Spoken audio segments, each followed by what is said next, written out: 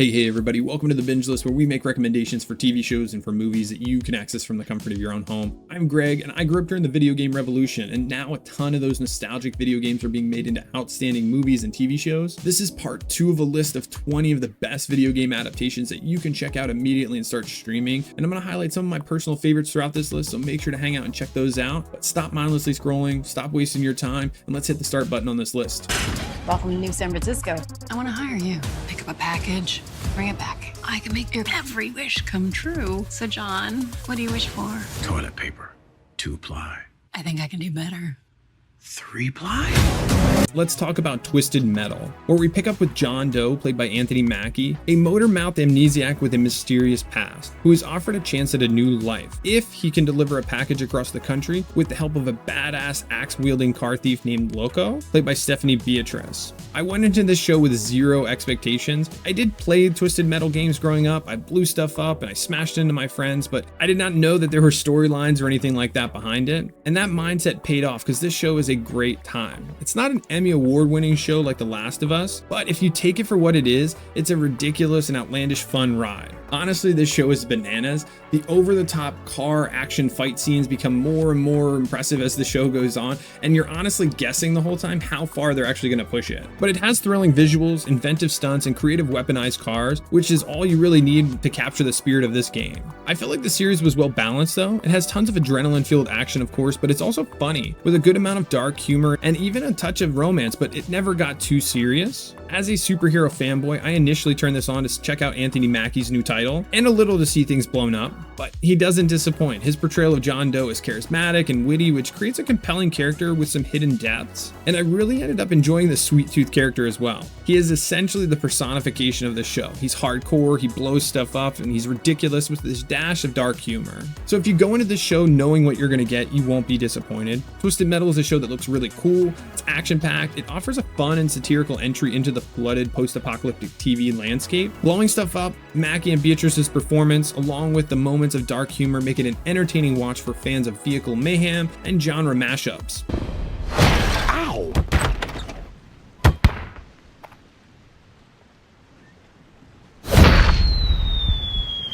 I almost didn't put this entry on the list, or these two movies on the list, because I can't say that I really enjoyed the games that it stemmed from, and that's the Angry Birds movie 1 and 2. I don't hate it, it wasn't my cup of tea. On the other hand, I do really like the Angry Birds movies. We meet our perpetually angry bird Red on his home island populated by this myriad of flightless birds, and Red struggles to fit in. His temper ends up landing him in anger management, where he befriends Chuck and Bomb. When mysterious green pigs arrive, they must band together and harness their abilities to protect their home island. Then 3 years later, the birds and the pigs live sort of in peace, when a new threat emerges in the form of Zeta, an eagle ice queen from a frozen island. Both birds and pigs must join forces to save their homes. These films are way funnier than I expected originally. They're jam-packed full of slapstick humor, witty dialogue, and just hilarious situations that works on multiple levels. Great for family watches because they're truly funny, even though they don't always understand. My kids actually think so too. It looks really cool, with vibrant, energetic designs of the birds and expressive animation, which really helps capture the comedy, along with the voice acting, which is top-notch.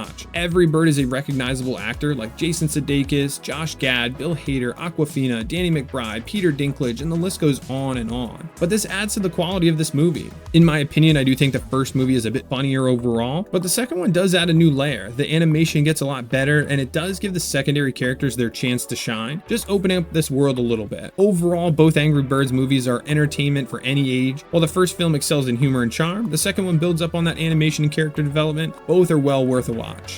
I thought I saw Dad again. I think I'm going mad. Lara, your father's gone. Tomb Raider from 2018 is the next movie on our list, and in this iteration of Tomb Raider we see Lara Croft being played by Alicia Vikander, who is haunted by the disappearance of her father, Lord Richard Croft, played by Dominic West. Lara refuses to accept his presumed death. Determined to solve the puzzle and uncover the truth, she embarks on a journey to his last known destination, a mythical tomb on a dangerous island off the coast of Japan, where she faces other Tomb Raiders, ruthless mercenaries, and the landscape itself. Vikander's portrayal of Lara Croft is outstanding. She is a great actress. But like the Uncharted movie, the main character in this one is not the exact spitting image of the character from the game, and to me that did not hinder this movie at all. Vikander is beautiful, she's strong, and she's able to show off this character's resilience and intelligence masterfully. Beyond Vikander's performance, the visuals and the action sequences are the best part of this movie, capturing the thrills and the mystery that made the rebooted Tomb Raider game so appealing. And I may be in the minority here, but I really enjoy that this does not follow one singular game's storyline. It has the same hero, obviously, but also familiar locations, familiar villains, and some iconic moments from the games, but majority of the story is filled in around those key components. I didn't think it was a bad thing. It's a fresh take, and it's a more grounded and emotional take on this character's origins. Overall, I think the 2018 Tomb Raider movie offers a ton to be excited about. Action-packed movie, entertaining reboot of a classic video game franchise. It's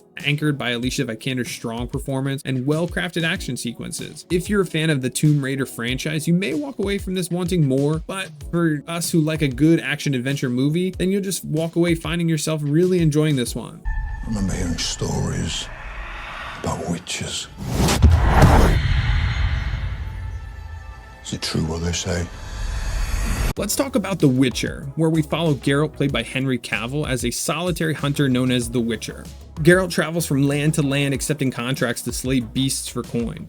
Geralt is joined by his faithful companions as they grapple with moral dilemmas and navigate a world of prejudice and violence while uncovering the secrets of their interconnected destinies. Henry Cavill is born to play Geralt in this series. His brooding intensity and dry wit really anchors this series. His portrayal of Geralt was widely praised, capturing the Witcher's gruff exterior and hidden complexities in this series. It's visually stunning, it has incredible world building, depicting the continent with this diverse landscape, fantastical creatures, and medieval atmosphere. Every location in this show feels alive, and it also feels lived in. It's super immersive and realistic with the use of practical effects and CGI, and the show's action scenes are some of the best I've seen on television. Excellent choreography and does not hold back on the brutality, effectively showcasing Geralt's Witcher skills. The show's jumping timeline style of storytelling can be a bit confusing when you first turn this on, especially for those of you that are unfamiliar with the source material, but it made me feel similar to how I did at the start of Game of Thrones, and I really ended up loving that, but just getting to understand the world itself. If you're looking for a visually captivating fantasy series with epic world building, a compelling central character played by Henry Cavill, with plenty of monster-slaying action and top-notch performances, The Witcher is well worth it. However, if you're a purist of the books or prefer a straightforward narrative, you might find some aspects of this show challenging.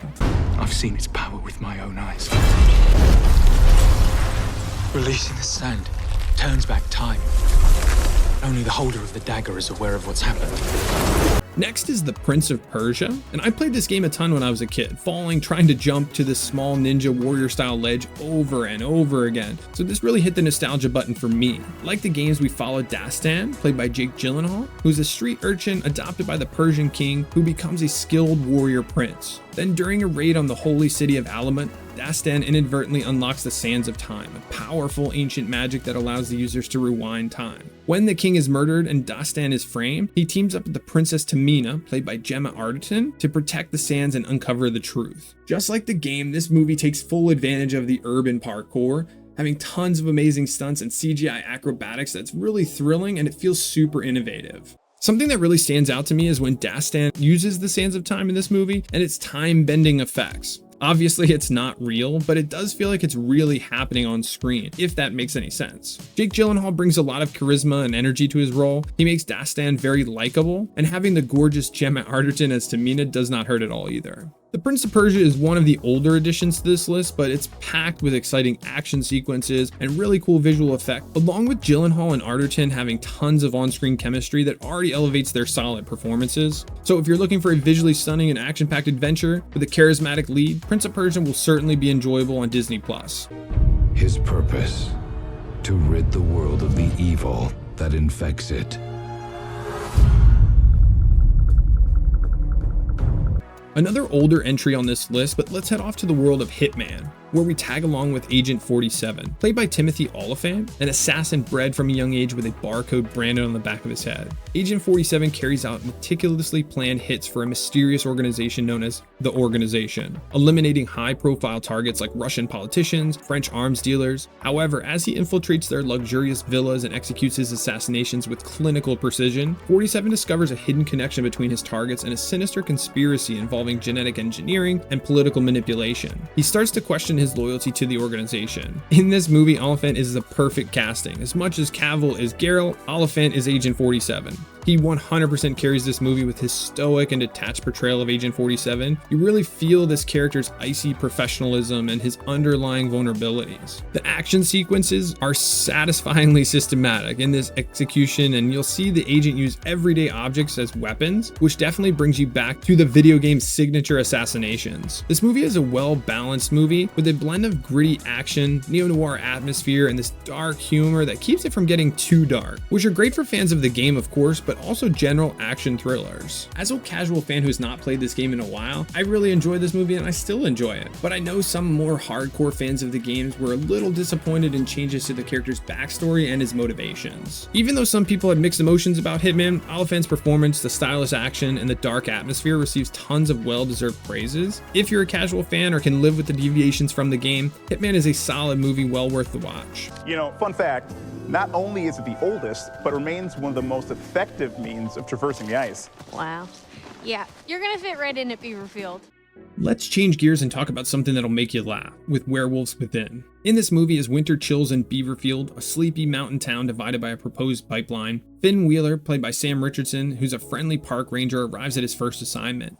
Soon after, a full moon illuminates a horrifying discovery: a mauled body and the realization that a werewolf roams among them. Trapped by the snowstorm, the remaining townsfolk gather at a local inn where fear and suspicion takes hold. Using a series of bizarre rituals and deductions, they attempt to unmask the beast before it claims another victim. But who can you honestly trust when anyone could be a monstrous killer in disguise? Even with the claws and fangs lurking in the background of this story, there are tons of comedic dialogue and witty humor that provides genuine laughs amid a very suspenseful atmosphere. This is very similar to another title Sam Richardson is in, and that's The After Party, where it's a super unique take on the whodunit genre. And they do a super cool job incorporating Werewolf Within's game mechanics, where hidden roles and social deductions take center stage, adding a unique and interactive twist on this sci-fi murder mystery. The cast is fantastic. They bring a genuine energy and charisma to their roles, making it fun to watch them play off of each other. Sam Richardson and Milana Vayntrub kept the audiences hooked to these characters to hilarious dynamics and suspicions throughout. When you look at this movie, it is classified as a horror comedy, but it leans way more towards a comedy mystery than any type of outright horror. Werewolves Within is definitely worth a watch for its witty script, unique concepts, and engaging cast. The film is fun, it's lighthearted whodunit with a solid blend of mystery, humor, and just a small dash of horror throughout. Stations locked down. Threat is as yet unidentified. Should efforts of containment be endangered, eliminate with extreme prejudice. Orders understood. Good hunting, soldier. When I was a kid, I always wanted to play this game with my cousins, but my parents were not super for this type of game when I was 7, so I kind of forgot about it till I was a bit older and saw the movie. But we're talking about 2005's Dune.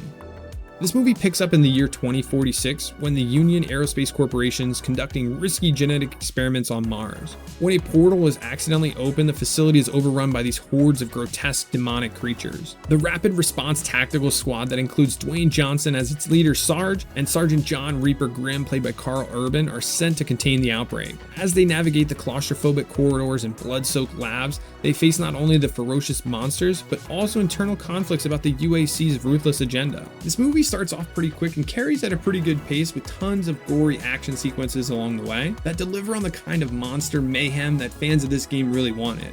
Again, I had limited exposure to this game, but everything I read and watched seemed like it was pretty faithful to the source material. My favorite character in this movie is Carl Urban. He is great in almost everything, and in this movie he has a gritty portrayal of balancing action hero charisma and his inner demons, making him way more than just this gun-toting hero. And given that this film was released all the way back in 2005, the special effects and the creature designs are still captivating, capturing the iconic demons and cybernetic enhancements from the game. I will say, for those of you that don't have the stomach for graphic violence and gore, this is probably not the one for you. If you can handle it, give Doom a try. It has intense action and solid effects that provide a pure adrenaline rush with monster mayhem and nods to the video game. Huge in the 80s with the kids. They shut it down years ago. The owner's just not ready to let it go yet. I will work and you will sleep. I understand.